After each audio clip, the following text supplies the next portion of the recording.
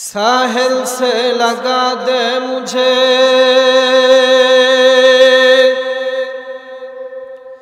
साहिल से लगा दे मुझे अश्कों की सफीना।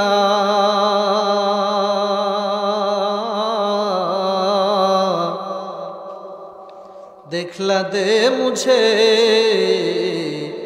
मंदरे मक्का व मदीना। शौक़ आतिश से तरफता, शौक़ आतिश से तरफता हो सदा मई बेकरार। हादिर शहर मदीना कब नसीब हो मुझे, हादिर शहर मदीना कब नसीब हो मुझे। गुंबुदे खदरा दिखा दे, जोरे बोलें आमीन। गुंबुदे खदरा दिखा दे, रौज़ाए अतहर मुझे। दरमियाने कब्र मिंबर गिरगिरानी दे मुझे, दरमियाने कब्र मिंबर गिरगिरानी दे मुझे। ला इलाहा इल्लल्लाह, सबाई जबान खुले पढ़ेन ला इलाहा इल्लल्लाह, ला इलाहा।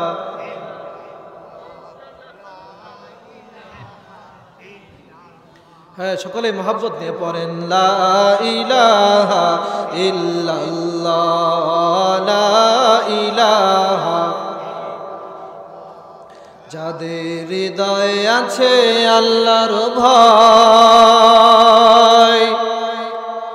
তারা কভু পথ ভুলে যায় না। আল্লাহর প্রেম ছাড়াই দুনিয়ায় কারো কাছে কোনো কিছু চায় না। যাদের হৃদয়ে আছে আল্লাহর ভয়, তারা কভু পথ ভুলে যায় না। রাতের আধার যারা সাজদাতে রয়, দু চোখের শুরুতে নদী যেন বয়। রাতের আধার যারা সাজদাতে রয়, দু চোখের শুরুতে নদী যেন বয়। ছলনার হাতছানি যত আসুক, পিছনে ফিরেও তাকায় না। যাদের হৃদয়ে আছে আল্লাহর ভয়, তারা কভু পথ ভুলে যায় না। আল্লাহর প্রেম ছাড়া এই দুনিয়ায় কারো কাছে কোনো কিছু চাই না। লা ইলাহা ইল্লাল্লাহ। আল্লাহ কোরআনের মধ্যে বলতেছেন যে কিয়ামত হবে। কিভাবে? কিয়ামত হওয়ার যতগুলো আলামত আছে অধিকাংশই হয়ে গেছে।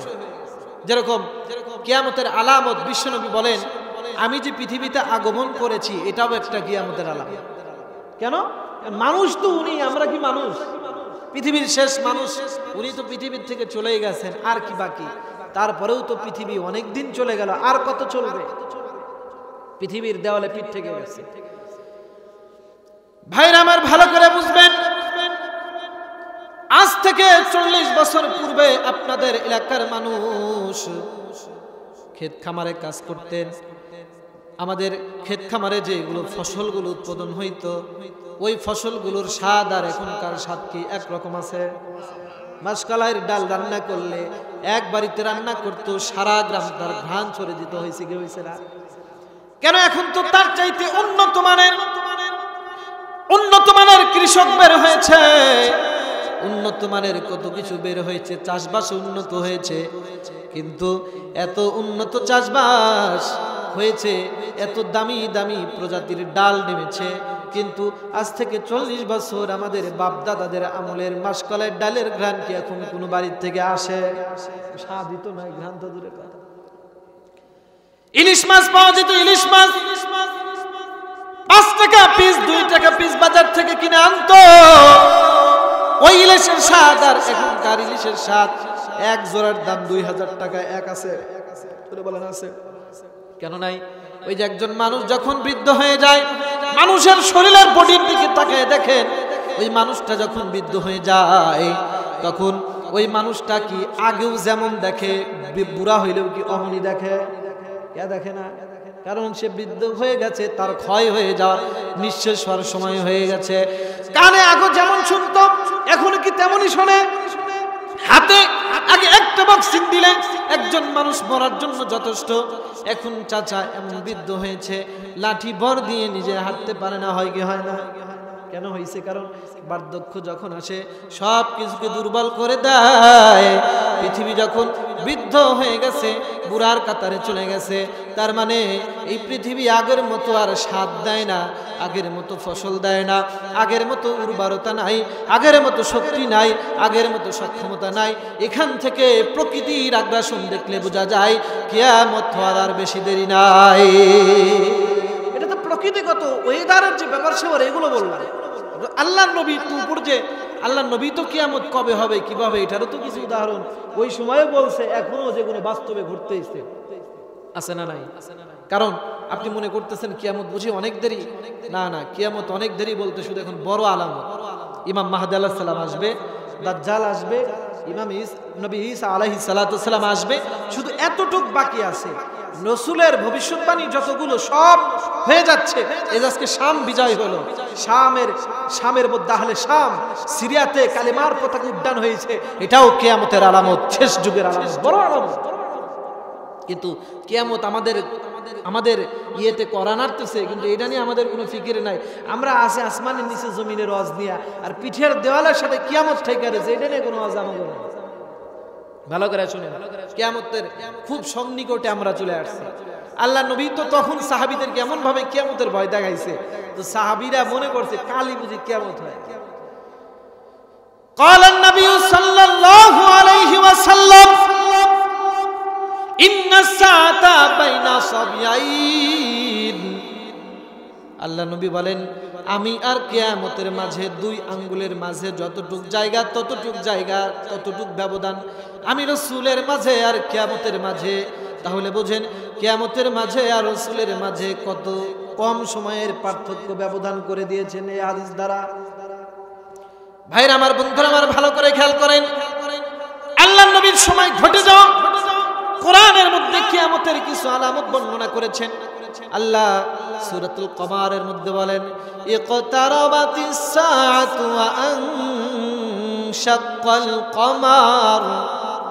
আল্লাহ বলেন ইকতারাবাতিস সাআতু, আল্লাহ বলেন ওই সময় কিয়ামত বড় আগন্তুক, যখন চাঁদটাকে ভেঙে টুকরা টুকরা হয়ে যাবে।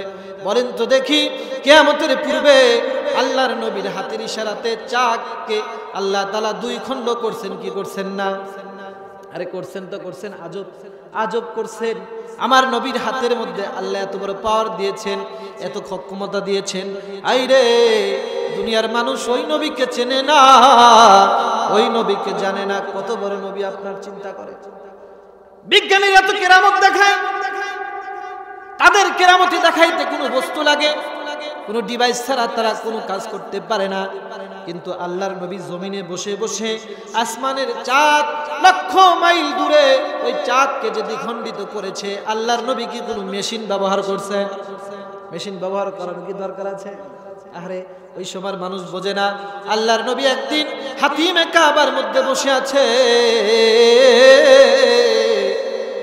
কাফের বলে, আল্লাহর নবী আপনি যদি একটা মুজিজা যদি আজকে দেখাইতে পারেন তাহলে যান, আপনার যা বলবেন তাই শুনবো। আল্লাহ নবী বলেন, কি মুজিজা? এবার কাফের বলে, ওই যে আকাশের চাঁদটাকে দেখা যায়, ওই চাঁদটাকে যদি আপনি দ্বিখণ্ডিত করে যদি আমাদেরকে দেখাইতে পারেন তাহলে যান, আপনার হাতে কালেমা পড়ে আমরা মুসলমান হয়ে যাব।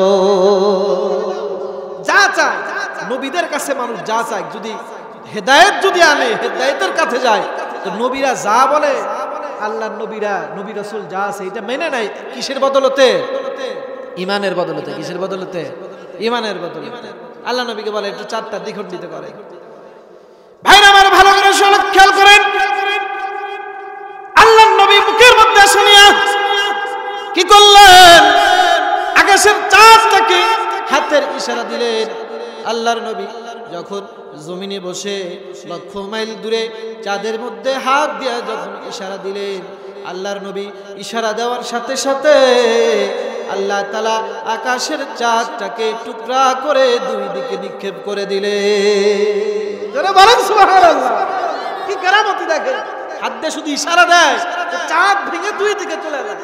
ভাই দুই দিকে বাংছো ভালো কথা, একটু একটারে হেরা পাহাড়ে দাও আর একটা এই পাহাড়ে দাও। চিন্তা করছেন?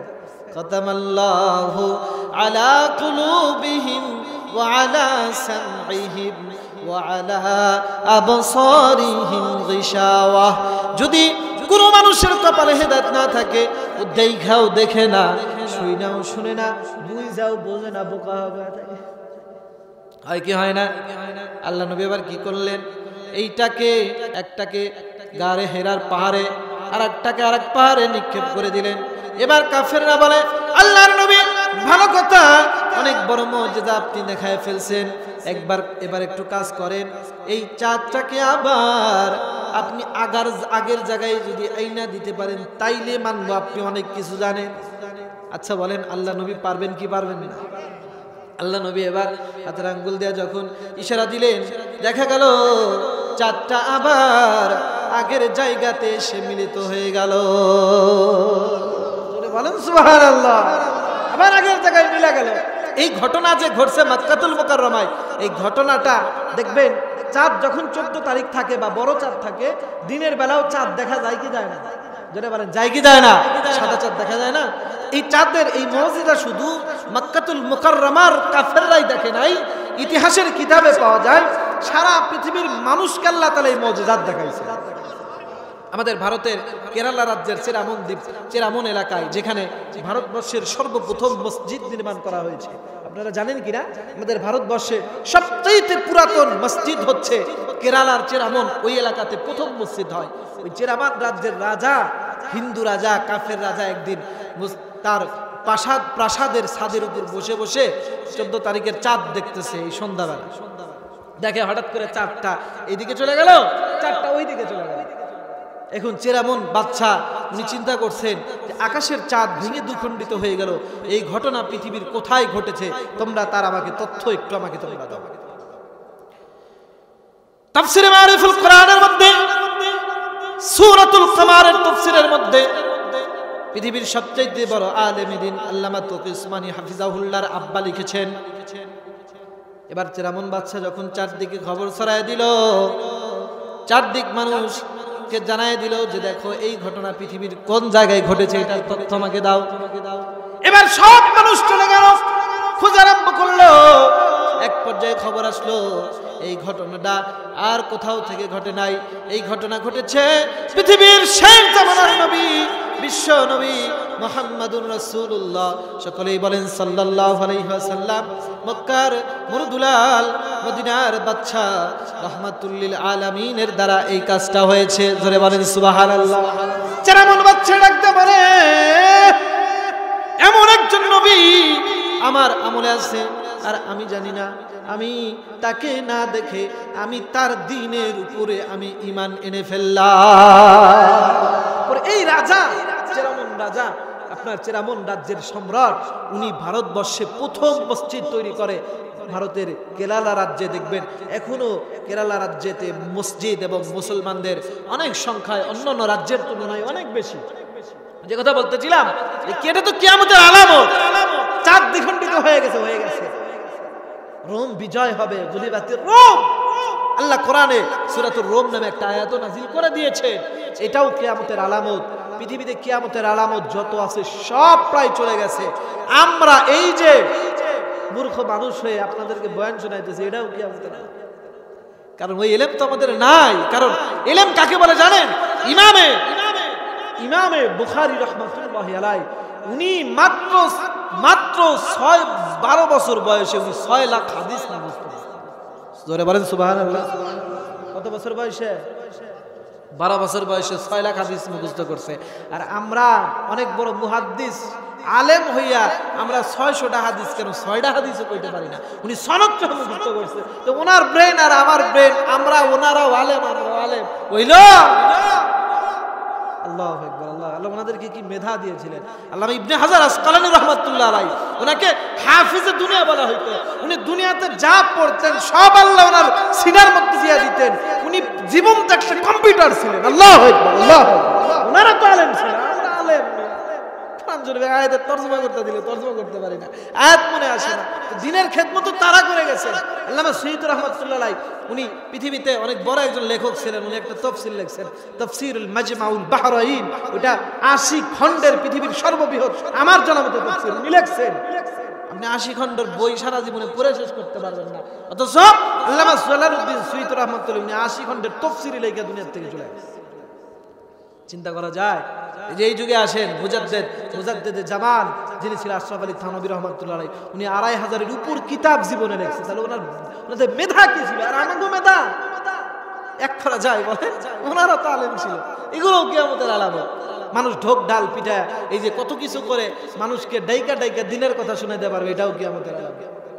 তাহলে ভাই কিয়ামতের আলামত মোটামুটি যেগুলো গেছে, কিয়ামত আমাদের কাছে না দূরে? জোরে বলেন কাছে না দূরে? এখন যদি কাছে হয়ে থাকে, কিয়ামতের জন্য প্রস্তুতি আমাদের কতটুকু নিছেন? এই যুবক, এখন আপনাদের আলোচনা। বৃদ্ধ মানুষ যারা আছেন, কিয়ামতের পূর্বে যখন দাজ্জালের আগমন ঘটবে, সকল মানুষকে ঘরে থাকতে হবে। রাসূল বলেন দাজ্জালকে একটু তোমরা কৌতূহলীবশত দেখতে যাও না, দেখতে গেলেই তোমরা ধরা খাবা, কারো যাওয়া যাবে না। নাউজুবিল্লাহ বলেন। আল্লাহ এর থেকে হেফাজত করে বলেন। দাজ্জালকে কত ক্ষমতা দিবে?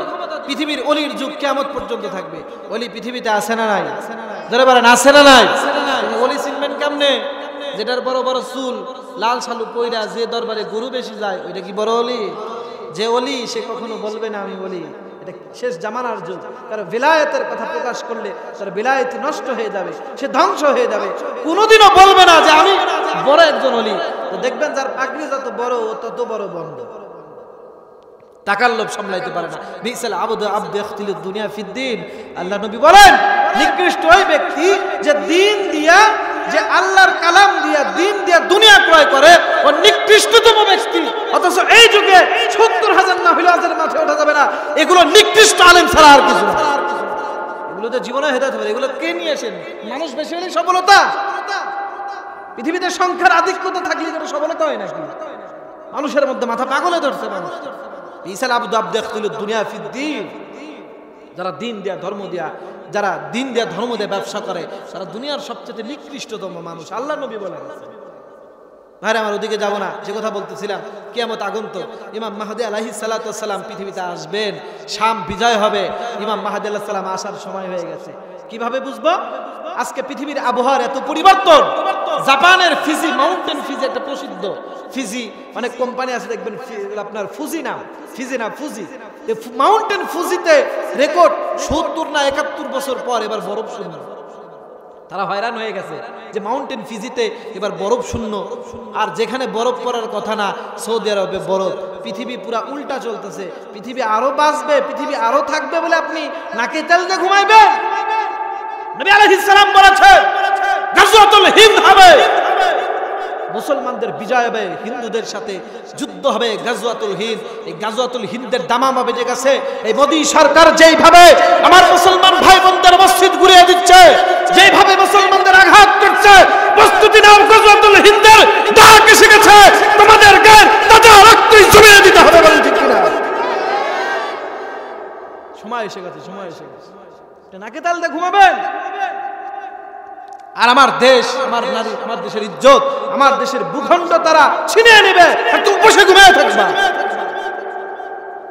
গাজওয়াতুল হিন্দের ডাক পড়ে গেছে, এটা বুঝতেছে। এজন্য যুবকদের দরকার, কিসের দরকার? কিন্তু আমাদের সময়টা বর্তমানে এমন একটা সময় এসে গেছে, সমস্ত কিছু আজকে যুবক নষ্টর মেশিন পৃথিবীতে আবিষ্কার হয়েছে, এক মোবাইল, এই যুবক নষ্ট হয়ে রসাতলে চলে যাচ্ছে। যুবকদের বাঁচানোর মতো কেউ নাই। এই গ্রামের মুরব্বিদের পাও ধরেন যুবকের, দেশের সম্পদ ইমাম মাহদির সৈনিক তোমরা। ভাইরা আমার, বন্ধুরা আমার, যুবককে মুহাম্মদ রাসূলুল্লাহ কম ভালোবাসছেন না বেশি ভালোবাসছেন? যেটা বলেন কম না বেশি? কেন ভালোবেসেছেন জানেন? আল্লাহ নবী এই জন্য যুবকদেরকে বেশি ভালোবেসেছেন, কারণ যুবকের উদ্দামতা শক্তি দিয়ে যা করা যায় বুড়া মানুষকে দিয়ে কিন্তু তা করা যায়। যারা বলেন যায়। আল্লাহর নবী যুবকদেরকে অত্যাধিক মহব্বত করতেন। কেন করতেন? কারণ স্বয়ং রব্বুল আলামিন যুবকদেরকে মহব্বত করেছেন। কত মহব্বত করেছেন! একজন বৃদ্ধ মানুষ যখন সাজদা লাগায় নামাজ পড়ে, তার যে নাকি একজন যুবক মানুষ তারুণ্যের উচ্ছ্বাসকে বলি দিয়ে গুণাযুক্ত পরিবেশ থেকে নিজেকে হেফাজত করে মসজিদের মধ্যে যাইয়া যখন সিজদা লাগাইয়া সুবহানা রাব্বিল আলা আর সুবহানা রাব্বিল আযীম পড়ে যখন মসজিদের মধ্যে আল্লাহর জমিনের মধ্যে যখন সিজদা লাগায় দেয়, ওই সময় জমিন এমন জোরে জোরে চিৎকার করে ওঠে। আল্লাহ বলেন, ও জমিন তোমার কি হয়েছে, তুমি কেন চিৎকার করো? জমিন ডাক দেয়া বলে, রব্বুল আলামিন আমি এই জন্য চিৎকার করে উঠি কারণ একজন যুবক যখন এই জমিনের উপর সাজদা লাগায় যখন সুবহানা রাব্বিল আলা পড়ে, ওই যুবকের সিজদার ওজন এত পরিমাণে হয় আমি জমিন সহ্য করতে পারি না, তাই আমি জমিন চিৎকার আমি করে উঠি। জোরে বলেন সুবহানাল্লাহ, জোরে বলেন সুবহানাল্লাহ। এই জন্য যুগে যুগে কিছু যুবক থাকে, আল্লাহ তাআলা তাদেরকে তৈরি করে রাখে। দেখবেন মসজিদের মধ্যে প্রায় মহল্লাতে একটা করে যুবক আল্লাহ রাইখা দিয়েছে, আছে না নাই? দেখবেন ইউনিভার্সিটিতে, ঢাকা ইউনিভার্সিটি, বাংলাদেশের সর্বোচ্চ বিদ্যাপীঠ বুয়েট বলেন আর বুটেক্স বলেন আর যত প্রতিষ্ঠান আছে আমি দেখেছি, পরহেজগার ছেলে আছে, ওদের চেহারা দিক তাকাইলে বোঝার উপায় নাই ওরা হুজুর না কলেজের ছাত্র। কেন কেন? ওইগুলার মাধ্যমে আল্লাহ দুনিয়া টিকা রাখছে রে ভাই। আমরা যেই পরিমাণ পাপ করে জমিন আমাদেরকে তার অতল তার গর্ভে নিতে সময় দেরি করতো না, তার জন্য তুমি আমি আল্লাহ নেকি বেশি দেয়। কত বিদায় জমিন নিতে পারে না। চিন্তা করেন যুবকের কত দাম। আল্লাহ নবী ওই যুগে যুবকদেরকে বেশি প্রাধান্য দিয়েছে, দেশে কি দিছে না?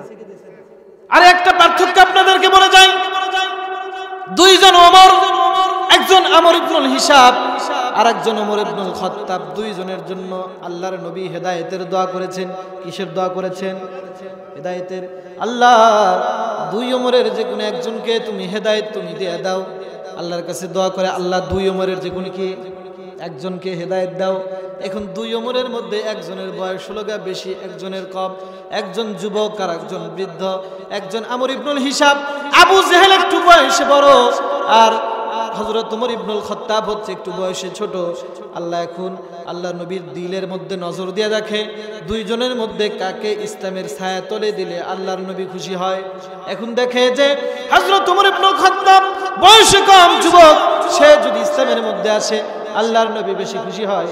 এই জন্য আল্লাহ তাআলা দুই ওমরের মধ্যে বয়সে যুবক যে ওমর ইবনুল খাত্তাব, তাকে মুসলমান বানায় দিয়া আল্লাহ তাআলা ইসলামের হাতকে আরো শক্তিশালী করে দিয়েছে।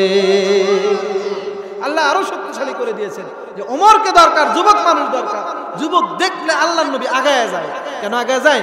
কারণ যুবককে এমন ভাবে দাওয়াত দিবে যেন যুবক ইসলামের ছায়াতলে আসে। বৃদ্ধর দিকে অত রগবত নাই। কেন নাই? কারণ যুবক আল্লাহর নবীর যেরকম সৈনিক, কিয়ামতের পূর্বে ইমাম মাহদির সৈনিকও হবে যুবক। যারা বলেন সুবহানাল্লাহ। কিন্তু এই যুবককে নষ্ট করার জন্য কত ফিতনা। এই বাংলাদেশে ঘরে ঘরে নেশা আছে না নাই? নেশা কারা করে? বুড়া মানুষ করে না, যুবকে করে। যারা বলেন মোবাইলে, ইন্টারনেটে, আইপিএলে জুয়া, যুবক খেলে কি খেলে না? বলে যারা বলেন খেলে কি খেলে না? আজকে দেখেন এই ভার্চুয়াল যুগে যত নষ্টের যত মূল সব যুবককে নষ্ট করার সব ফাঁদ বানায় রাখছে ইহুদি নাসারারা। কারণ ভালো করে জানে মুসলমানের যুবক যখন শাহাদাতের তামান্না বাদ দিয়ে খেলা নিয়ে থাকবে, তখন আমরা তাদের ভূমি দখল করব। থাকবো, ঘুমিয়ে থাকবে, বুঝতেও পারবে না। খেলার জন্য মুসলমান তোমাদেরকে বানাইছে? মুসলমান কি খেলার জন্য, মেসি আর রোনালদোর ভক্ত হওয়ার জন্য তোমারে বানাইছে? এই কথাগুলো ভালো করে শুনবেন। এই মুসলমান যারা যুবক আছেন, ইমাম মাহাদির সৈনিক আপনারা হতে চান কি চান না? জোরে বলেন, জোরে বলেন। যুবক তুমি চাও কি চাও না? রঙিন স্বপ্ন বাদ দাও, ওই স্বপ্ন রাখো যে আমি ইমাম মাহাদির সৈনিক, আমি শেষ উম্মত হতে পেরেছি, আমি গর্বিত, আমি ইমাম মাহাদির সৈনিক হতে চাই। আল্লাহ আমার যুবকদেরকে কবুল করুক, বলো না আমিন। যুবক, আল্লাহ নবী তোমাদেরকে কত মোহাব্বত করেছে দেখো। আল্লাহ নবী যুবক দেখলেই দৌড়ায়। এক সাহাবীর ঘটনা আপনাদেরকে ছোট্ট করে শোনায় দিই। এক সাহাবী দেখেন মরুর প্রান্তরের মধ্যে কি করতেছেন, ছাগলের রাখালি করতেছেন। উকবা ইবনে আবি মুয়াইতের গোলাম। আল্লাহ নবী রাজদে যাওয়ার পর হযরত আবু বকরের সাথে সফর করতে যাচ্ছেন।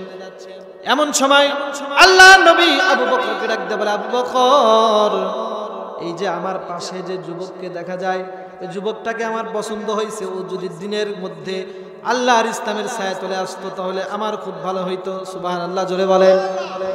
আল্লাহ নবী মনে মনে তামান্না করছেন, দুনিয়ার কেউ না জানলে জানে কে? জোরে বলেন, জোরে বলেন, কে জানে? আল্লাহ জানে। এবার আল্লাহ যখন আল্লাহ দিলের খবর জেনেছেন, আল্লাহর নবী রাহমাতুল লিল আলামিন এবার আগায় গেলেন। আগায় যাওয়ার পর এবার ওই যুবককে ডাক দেবে, যুবক তোমার নাম কি? যুবক বলে, আমার নাম অমুক। আল্লাহ নবী বলেন, আমরা তো প্রচন্ড প্রচন্ড তাপদাহে কলিজাটা শুকায় যায়, তোমার ছাগলের এত পালে কত ছাগল, একটা ছাগল থেকে বকরি থেকে যদি এক পেয়ালা দুধ যদি আমাদেরকে দিত তাহলে আমরা তৃপ্তি ভরে পান করতাম, তোমার জন্য মালিকের জন্য দোয়া করতাম। এবার যুবক বলে, আগন্তুক ভদ্র মানুষ, আমি আপনাকে এখান থেকে এক পেয়ালা দুধ আমি দিতে পারবো না। কেন পারবো না? আমার মালিক আমাকে রাখালি করার জন্য দিয়েছে, কিন্তু এই ছাগলের পাল থেকে এক চুল দুধ কাউকে দেওয়ার অনুমতি দেয় নাই। যারা বলেন সুবহানাল্লাহ। যে যে যে যেই কলিতে ফল হবে ওই ফুল ছোট থেকে বোঝা যায়। আল্লাহ নবী বুঝতে পেরেছেন যুবকের চেহারার মধ্যে হেদায়েতের নূর ঝকঝক করতেছে। আল্লাহ নবী বলে, যুবক তাহলে এক কাজ করো, তোমার ছাগলের মধ্যে এতগুলো ছাগল, ভালো কথা, এমন একটা ছাগল তুমি আমাকে দিয়ে দাও যে ছাগলটা ছোট বাচ্চা, এখন পর্যন্ত মা হয় নাই, এমন একটা ছাগল যদি তুমি দাও, আর ওই ছাগলের ওলান থেকে যদি আমি দুধ বের করতে পারি তাইলে কি তুমি আমাকে দিবে? আহা, দিব, কেন দিব না? আল্লাহর নবীর সামনে এবার ছোট্ট একটা ছাগল, একটা মাদি ছাগলের বাচ্চাকে এনে দিল। আল্লাহর নবী শাফাতে কুবরা দয়ার হাত দিয়ে যখন ওই ছাগলের ওলানের মধ্যে একবার হাত দিয়ে দেয়, হাত দেওয়ার সাথে সাথে আল্লাহ তাআলা ওই ছোট্ট ছাগলের বাচ্চাটার ওলানটাকে একটা পরিপূর্ণ বয়সের ছাগলের ওলানের মতো বড় বানায়া অসংখ্য দুধ দিয়া আল্লাহ তাআলা ভর্তি করে দিলেন। অসংখ্য দুধটা ভর্তি করে দিলেন। এবার আল্লাহ নবী বলে, ভান্ডা আনো, এবার নেই খাইতে থাকি। আসলে আল্লাহ নবীর মুজিজা দেখার উদ্দেশ্য না, ওরে দিনের মধ্যে ফিরানো উদ্দেশ্য ছিল, ও যেন আসে।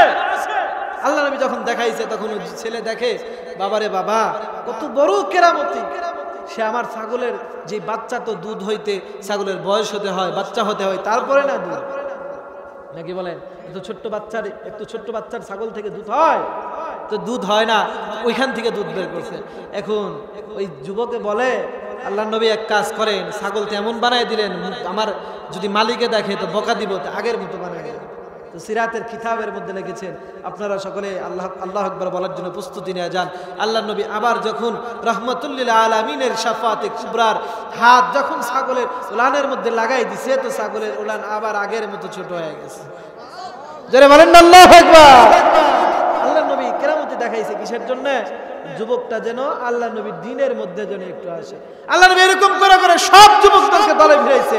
এজন্য আমি যুবকদেরকে বলি, তোমরা কি চাও? সব দিতে রাজি আছি, তোমরা ইমাম মাহাদির সৈনিক হওয়ার প্রস্তুতি নিয়ে দুনিয়াকে লাথি মেরে দাও। এছাড়া ইমাম মাহাদির সৈনিক তোমরা হবে না তো কারা হবে? তোমরা কি রোনালদো, মেসি আর ক্রিস্টিয়ানো রোনালদো আর বিজাতীয় ক্রিকেটার আর ফুটবলারদের ফ্যান্স হওয়ার জন্য কি তোমরা মুসলমান মায়ের ঔরসে জন্ম নিয়েছো? কথা বলেন, এই জন্য নিছে। কিন্তু এই যুগের ফিতনার থেকে আমাদের যুবকদেরকে বাঁচাতে হবে। অভিভাবকদেরকে বলবো যে বাচ্চাদের হাতে বয়স হওয়ার আগে, বয়স কি 20-25 বছর আগে আপনার মোবাইল বাচ্চাদের হাতে দিয়েন না, চরম ফিতনায় পড়ে গেছে। এই যুবকরা ধ্বংসের রসাতলে চলে গেছে। এই যুবকদেরকে বাঁচান, সামাজিকভাবে উদ্যোগ নেন। এরা যদি এইভাবে চলতে থাকে এই সমাজের সামনে আগামী দিনের নেতৃত্ব কারা দিবে? আপনি ভালো মানুষ তো খুঁজে পাবেন না। কারাই সমাজ চালাবে, কারাই দেশ চালাবে, এই জাতিকে কারা সঠিক পথ দেখাবে আপনি বলেন? এজন্য যুবকদের পরিচর্যা করার দরকার আছে না? এতে এই যুবকের এই দুনিয়াতে বর্তমানে যত ফিতনা আছে, আল্লাহ নবী বলেন মা তারাকতু বাদি ফিতনাতান আদারু আলা রিজালে মিনান নিসা। আমার যুবকের জন্য সবচাইতে বড় ফিতনা হচ্ছে নারীর ফিতনা। জোরে বলেন নাউজুবিল্লাহ। কিসের ফিতনা? আরে উঠতি বয়সী যুবক গলায় দড়ি দিয়ে সুইসাইড করে বিষ খেয়ে কত ছেলে আত্মহত্যা করলো এই দেশে নারীর ফিতনায় পড়ে। আল্লাহ নবী দাজ্জালের ফিতনা চাইতে কি বলছেন? মা তারাকতু ফিতনাতি বাদি আদারু আলা রিজালে মিনান নিসা। নারীর ফিতনা পৃথিবীর সবচেয়ে কি ফিতনা ভাই? যারা বলেন কি ফিতনা? বড় ফিতনা। অথচ এই নারী ফিতনার থেকে আমাদের যুবক দিন যত যাচ্ছে, শুধু যুবক কেন বুড়া বেটারে পর্যন্ত ঘরে রাখা যাইতেছে না নারী ফিতনার কারণে। এজন্য মা বোনদেরকে ভালো করে যত্ন করে রাখবেন, কারণ এই সমাজে যদি এইভাবে চলতে থাকে তো হালাল জাদার বদলে এই দেশে হারাম জাদার সংখ্যা বেড়ে যাইতেছে, হালালের বদলে জারজ সন্তান নষ্ট হচ্ছে। কথা ভুল বলবেন না, ঠিক বললাম? জোরে বলেন, জোরে বলেন, ভুল না ঠিক? কারণ একজনের বউ আরেকজন বাগায় লয়ে যেতেছে, এই বউ তো তারই আছে। ওই বউ যদি আরেকজনের বউ যদি আরেকজন লয়ে চলে যায় তো এই গর্বে থেকে যা হবে ওগুলো হালাল জাদা হবে না হারাম জাদা হবে। জোরে বলেন। কথা তিক্ত হলেও, শুনতে খারাপ শোনা গেলেও এটাই তো দেশের, এটাই তো সমাজের চিত্র বর্তমানে। হাজার হাজার হচ্ছে। কোর্ট কাছারিতে গেলে চোখের পানি রাখা যায় না রে ভাই, চোখে পানি রাখা যায় না। মা তার সন্তানকে রেখে আর এক বেটার লগে চলে যেতেছে, দুইটা সন্তান, তারা মার দিক তাকায় রয়েছে, মা সন্তান রেখে আর এক ছেলের সাথে যাচ্ছে। আপনি কি তাও বলবেন কিয়ামত আরো 200-500 বছর দূরে? এটা মানুষ কল্পনা করেছে কোনোদিন? ভাইরা আমার, বন্ধু আমার, ভালো করে খেয়াল করেন, নারী ফিতনা হচ্ছে পৃথিবীর সবচেয়ে বড় ফিতনা। কত বড় ফিতনা! পৃথিবীর প্রথম হত্যাকাণ্ড যেটা হয়েছিল ওইটা কিন্তু নারীর কারণে হয়েছিল, ঠিক কিনা? হাবিল কাবিলের ঘটনা আপনারা শুনে নাই? কার জন্য হয়েছিল? যারা বলেন কার জন্য? নারীর জন্য। এই পৃথিবীর যুবকেরা নারীর পিছনে ছোটে কি ছোটে না? যদিও আল্লাহ তাআলা মানুষের মধ্যে জন্মগত বৈশিষ্ট্য দান করেছেন নারীর পিছনে ছুটবে, কিন্তু একজন মানুষ, যে একজন যুবক যদি ইমাম মাহদির সৈনিক হতে চায়, ওই যুবক তো কোনোদিন নারীর পিছনে ছোটার কথা ছিল না। একজন তো কমপক্ষে থাকা দরকার প্রত্যেক মহল্লা থেকে ইমাম মাহদির সৈনিক হবে, তার সাথে থেকে দাজ্জালের বিরুদ্ধে যুদ্ধ করবে, একজনের তো দরকার ছিল না, কি বলেন? এখন ভাই ভালো করে শুনেন, এই যুবকদেরকে নারীর ফিতনা থেকে বাঁচানোর দরকার আছে না নাই? যারা বলেন আছে নাই? এজন্য কি করতে হবে? সামাজিক ভাবে পুরুষের তো পর্দা করা যায় না, নারীর পর্দা আছে না নাই? যারা বলেন আছে না নাই? নারীর পর্দা কেন ইসলাম দিয়েছে? কেন দিয়েছে? নারীর পর্দা এই জন্য ইসলাম দিয়েছে যে নারী পর্দা করবে তো আল্লাহ তাআলা পুরুষকে, নারীর পর্দার মাধ্যমে পুরুষকে আল্লাহ তাআলা নারীর ফিতনার থেকে হিফাজত করবে। নারীর সব পর্দা, কণ্ঠ পর্যন্ত পর্দা। কেন? নারীকে জীবনে কোনোদিন দেখে নাই, কিন্তু ওই নারীর কণ্ঠ শুনে মানুষ পাগল হয় কি হয় না? জোরে বলেন, জোরে বলেন, পাগল হয় কি হয় না? পাগল হয় মানে কত পাগল! বাবারে বাবা, ফেসবুকে প্রেম করছে, গিয়ে দেখে 4 সালের মা। হয় কি হয় না? জোরে বলেন, হয় কি হয় না? ফিতনার যুগ ভাই, ফিতনা কত বড় ভয়াবহ! আপনি যুবক, আরে বড় বড় আলেমরাই ফিতনা থেকে বাঁচতে পারে। মারাত্মক কথা। ভাইরা আমার, ভালো করে খেয়াল করেন, স্পেনের বংশোদ্ভূত একজন আলেম আবু আব্দুল্লাহ উনদুলসি রাহমাতুল্লাহি আলাইহি, আবু আব্দুল্লাহ উনদুলসি রাহমাতুল্লাহি আলাইহি, উনি অনেক বড় মাপের একজন আলেম। কত বড় আলেম! উনি একেতে কোরআনের হাফেজ। আল্লাহ তাআলা ওনার সিনার মধ্যে 1 নয় 2 নয় 30,000 হাদিসকে আল্লাহ তাআলা তার সিনার মধ্যে সংরক্ষণ করেছেন। কত হাজার হাদিস? বুখারী শরীফের মধ্যেও তো এত হাদিস নাই। পৃথিবীর বর্তমানে আমার জানা মতে আমার দেখা সবচাইতে বড় হাদিসের কিতাব মুসনাদে আহমদ 40,000-এর কিছু বেশি বা কম হাদিস হবে। ভাইরা আমার, বন্ধুরা আমার, এই 30,000 হাদিসের হাফেজ আবু আব্দুল্লাহ উনদুলসি রাহমাতুল্লাহ আলাইহি, যার শাগির্দ হচ্ছে জামানার বড় বড় আলেম জুনায়েদ বাগদাদী রাহমাতুল্লাহ আলাইহির মতো বড় বুজুর্গের নাম শুনছেন না আপনারা? এই জুনায়েদ বাগদাদী রাহমাতুল্লাহ আলাইহি হচ্ছেন আবু আব্দুল্লাহ উনদুলসি রাহমাতুল্লাহ আলাইহির শাগির্দ, উস্তাদ। তাহলে চিন্তা করেন, ছোট মানুষ না বড় মানুষ? ভাইরা আমার, বন্ধুরা আমার, অসংখ্য অগণিত মুরিদ নিয়ে আবু আব্দুল্লাহ উনদুলসি রাহমাতুল্লাহ আলাইহি হজ করার জন্য বের হয়েছেন। কি করার জন্য বের হয়েছেন? হজ করার জন্য বের হয়েছেন। এবার যখন হজের সফর চলতেছে, চলতে চলতে চলতে এক পর্যায়ে আবু আব্দুল্লাহ উনদুলসি সহ সফরের সমস্ত মানুষের পানির পিপাসা লেগেছে। আশপাশে তাকিয়ে দেখে কোথাও কোনো পানির নাম নিশানা নাই। মরুর প্রান্তর দিয়ে চলতে চলতে এক পর্যায়ে দেখে মরুভূমির মধ্যে একটি জায়গায় কূপ আছে। ওই কূপের মধ্যে থেকে সুন্দর নারীরা পানি উঠাইতেছে। এখন সুন্দর নারীরা পানি উঠায়, কয়েকজন মানুষ গিয়ে পানি খাইতে যায়। আবু আব্দুল্লাহ উনদুলসি রাহমাতুল্লাহ আলাইহি উনি নিজেও চলে গেলেন পানি আনার জন্য। এবার পানি আনতে গিয়া ওই মেয়েদের মধ্যে থেকে একটা সুন্দরী নারীর দিকে তার যখন নজর পড়ে গেল, ওই যে মা তারাকতু বাদি ফিতনাতান আদারু আলা রিজালি মিনান নিসা, পৃথিবীতে সবচাইতে বড় ভয়ঙ্কর ফিতনা হচ্ছে নারীর ফিতনা। নারীর ফিতনা পড়তে বেশি সময় লাগে, ধরে বলেন লাগে। ওয়াজান নজরু সাহমু মিন সিহামি শাইতান, নারীর চোখের দিকে যখন মানুষ তাকায়, চোখ দেওয়া সবচেয়ে বড় গুনাহ হয়। সব গুনাহ চোখ দেওয়া হয়। কি দেওয়া হয়? চোখ দেওয়া হয়।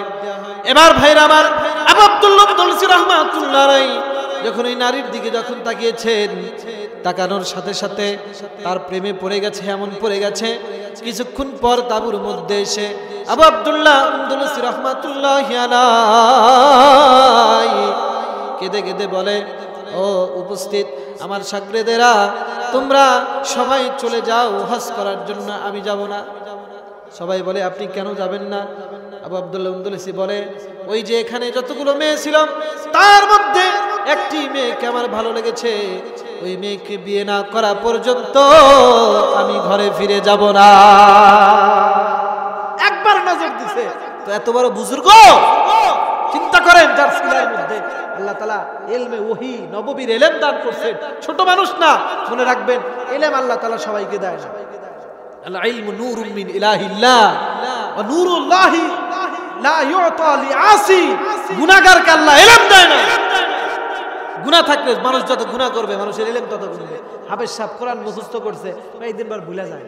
দেখবেন মানুষ যখন কিছু নতুন গুনাহ করে বা গুনাহ করে, আল্লাহ তাআলা তার ভিতর থেকে কোরআনকে মুছে দেয়, হাদিসকে মুছে দেয়, দ্বীনের ইলমকে মুছে দেয়। মারাত্মক জিনিস ইলম। নূরুল্লাহ ওয়া নূরুল্লাহি লা ইউতা লিআসি, আল্লাহ ওয়াকি বলেন, আল্লাহ গুনাহগারকে ইলম দেয় না। এখন উনি কি করতেছেন? বিয়ে করার উদ্দেশ্যে কি করতেছে? আমি যাইতাম না, এখানে বইছি। ভাই আমার, বন্ধুরা আমার, সব শাগির্দ বুঝাই, ওস্তাদ চলেন যাই। আপনি যাকে বিয়ে করার কথা বলছেন উনি মুসলমান হলে কথা ছিল খ্রিস্টান। একটা মেয়েকে বিয়ে করতে কমপক্ষে এক জাত হওয়া লাগে কি লাগে না? কিন্তু আপনি যাকে বিয়ে করবেন সে তো এক জাতের না। কেমন করে আপনি তাকে বিয়ে করবে? অসম্ভব, জীবনেও সম্ভব না। চলেন জায়গা। আবু আব্দুল্লাহ ছিল বলেন, আমি জীবনেও যাব না। হাউমাউ করে কান্দে। একদিন দুই দিন চলতে চলতে হজের সময় ফিরে যাবে, তাও যায় না। আবু আব্দুল্লাহ উনদুলসি রাহমাতুল্লাহ আলাইহি সব মানুষ বলে, হাতে ধরে পায়ে ধরে, যায় না। আবু আব্দুল্লাহ উনদুলসির একটাই কথা, এই মেয়েকে ছাড়া আমি যাব না। সব মানুষ কি করবে? বাধ্য হয়ে চলে গেল। আবু আব্দুল্লাহ উনদুলসি রাহমাতুল্লাহ আলাইহি ওই এলাকাতে থেকে গেল। থাকতে থাকতে থাকতে থাকতে এক পর্যায়ে ওই মেয়েকে অনুসরণ করে তার বাড়ি পর্যন্ত চলে গেল। খ্রিস্টানের মেয়ে, খ্রিস্টান। এবার খ্রিস্টান বলে, আমি আমার মেয়েকে বিয়ে দেব তোমার সাথে, মাত্র 3টা শর্ত। কয়টা শর্ত? কয়টা শর্ত? 3টা শর্ত। এক নাম্বার শর্ত, আমার মেয়েকে যদি বিয়ে করতে হয় তাহলে এক নাম্বার শর্ত তোমাকে খ্রিস্টান হতে হবে। কি হতে হবে? তোরে বলেন নাউজুবিল্লাহ। কি হতে হবে? খ্রিস্টান হতে হবে। 2 নাম্বার, আমার মেয়েকে যদি বিয়ে করতে হয় তাহলে খ্রিস্টানদের মতো তোমার জীবন যাপন করতে হবে। কি করতে হবে? খ্রিস্টানদের মতো জীবন যাপন করতে হবে। মাদার শুকরের মাংস তোমাকে খেতে হবে। আবু আব্দুল্লাহ দুলসি এত মাতাল হয়েছে, 3টা শর্ত পড়ার সাথে সাথে আবু আব্দুল্লাহ দুলসি বলেন আমি তাই রাজি, তাই মানতে বাধ্য। তা আপনার মেয়েকে আমারে দেন, আপনার মেয়ে ছাড়া আমি যাইতাম না। এখন চিন্তা করেন, 30,000 হাদিসের হাফেজ, কোরআনের হাফেজ, একটা নারীর ফিতনায় পড়িয়া সব কিছু ছাইরা খ্রিস্টান হয়ে গেল। এবার ওই মেয়ের বাবা বলে আমার শত শত শুকুর, আজকের থেকে তুমি শুকুরের রাখালি করা আরম্ভ করো। যেদিন আমি তোমাকে আমার যোগ্য মনে করব ওই দিন আমি তোমাকে আমার মেয়ের সাথে বিবাহ দেব। কিতাবের মধ্যে শাইখুল হাদিস সাল্লামা জাকারিয়া রাহমাতুল্লাহ আলাইহি লেখেন, নারীর ফিতনা এত ভয়াবহ ফিতনা, মুহূর্তের মধ্যে একজন ওলিকে কি করলো, উপর থেকে ধাপাস করে খ্রিস্টানদের কাতারে নামায়া দিল। এজন্য ভাই আপনি চিন্তা করেন, একজন মানুষকে আল্লাহ, নারী ফিতনা কত ভয়াবহ, অথচ আমাদের দেশের যুবক নারী ছাড়া কিচ্ছু বোঝে না। কিন্তু নারীর পিছনে ছোটার জন্য কি আল্লাহ তাআলা তোমাদেরকে এই যুগে পাঠাইছে? তোমরা ইমাম মাহাদির সৈনিক। এজন্য ভাই ইমাম মাহাদির সৈনিকদের আজকের থেকে প্রস্তুতি নেওয়ার দরকার আছে না নাই? আপনারা কি ইমাম মাহাদি, যুবক যারা আছেন ইমাম মাহাদির সৈনিক হতে চান না আপনারা?